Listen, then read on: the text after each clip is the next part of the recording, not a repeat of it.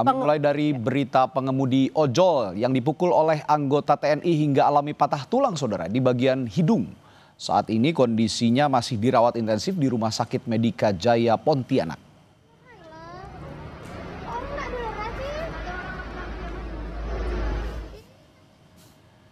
Kasus pemukulan oleh anggota TNI ini terjadi pada hari Sabtu kemarin di sekitar Jalan Seruni, Pontianak.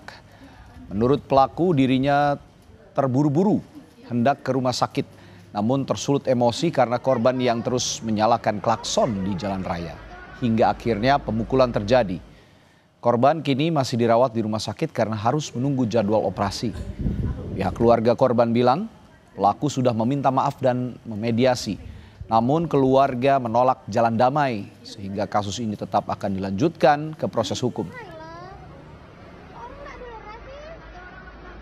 Itu enggak mau jalur damai ya Kak ya? Enggak bisa, soalnya udah sampai ke operasi juga, biarpun operasinya ditanggung sama pihak pelaku, keluarga besar enggak mau gitu.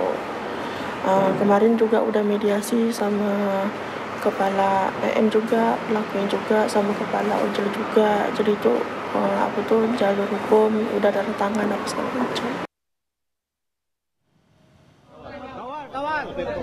Komandan Pusat Polisi Militer TNI Maijen Yusri Nuryanto bilang proses hukum tetap berjalan terhadap anggota TNI yang memukul pengemudi ojol atau ojek online di Pontianak. Meski oknum TNI dan keluarga korban sudah bertemu dan dimediasi. Dan Puspom TNI juga kembali mengingatkan kepada seluruh anggota TNI untuk menghindari selisih paham agar tidak ada kejadian serupa. Perlu saya sampaikan bahwa kedua belah pihak sudah berdamai ya. Jadi pelaku dalam ini mungkin ya ini kan terjadinya di jalan ya, di jalan mungkin karena emosi atau apa sehingga terjadi pemukulan. Ya sebetulnya itu tidak boleh ya. Tapi kedua belah pihak sudah berdamai, tetapi proses penyidikan berlanjut.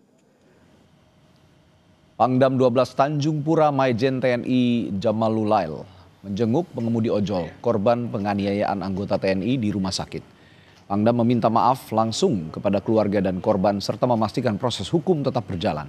Pangdam juga memastikan kasus ini tetap diproses sesuai aturan dan pelaku saat ini sudah ditahan di instalasi tahanan militer Kodam 12 Tanjung Pura. Pangdam juga menjelaskan kasus ini bukan antar instansi namun antar individu. Beli beras Bu, komandan. Ya kalau memang dia salah ya saya hukum. Tapi saya anggap saya tidak mau. Wah itu bukan anak buah, nggak bisa. Dia tetap anak buah saya.